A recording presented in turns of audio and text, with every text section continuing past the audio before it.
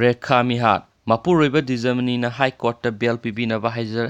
Sahi Asigi Me Kunga Mapanda Singzamai Matak Toksom Laikai Digi Toksom Ningo Naurem Ongbe Rekha Humputarukpu Masagi Mayumaktada Mihati Nahalam Kiba Taudok Adugi Matanga Singzamai Police Station Register Tauduna Lokatpa Case Ki Prime Suspect Ni Haiduna Farga Si Fawa Judicial Custody the Tamlakliba Mapuroiba Dizamani Mahakpo Case Asidagi Bell Pibina High Court of Manipur Hazarakle Laikhidrabigi Mapuroiba Naurem Dizamani Apokpa Laikhidraba and Basudeba Bu Singzamai Police Station Register Tauduna Lokatkiba Case FIR number 942019 under section 302120B 34201 IPC ga mari lainana Police Station asina haukiba Me Kuntraga Mathogi Nungtil Pung Manga Makhairam Tarakpada Fazin Kibani Mahak Faraba Matungda Jun Amadagi Tara Fauba Police Custody the Remand Tauduna Tamlaklaga Jun Tara the Gingasi Fauba Judicial Custody the Remand Tauduna Tamlaklibani Judicial Custody the Laina Mahak na Jun Kungataret Amasum July Ahumda Chief Judicial Magistrate Impal West Ki Court the case Asidagi Bell Pibinaba Criminal Miscellaneous Bell Case number 183 Amasum 121 of 2019 file Toroktuna Anirak Haizarakrabani Adubu Kongtang Anirak Sida Mahaki Bell petition sing Adu court Asina reject Okibani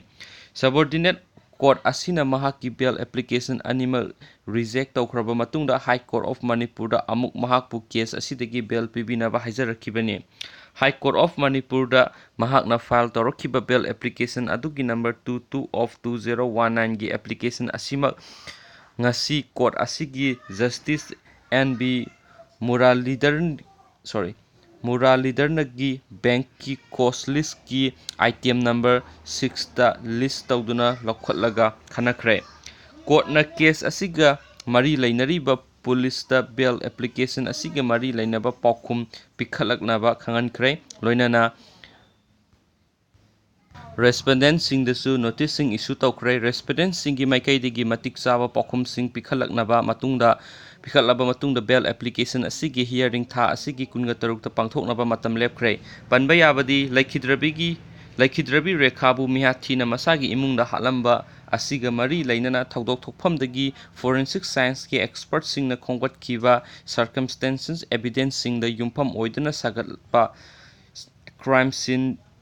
reconstruction ki report police ki investigation officer sing da pikhat khrabani aduga laikhidrabi gi haksang da pangthokkiba postmortem examination gi report police na phangkhrabasu ngasi fawba thaudok asigi matang da register tawduna lakhotkiba case asigi charge sheet court ta thakalakpa laitri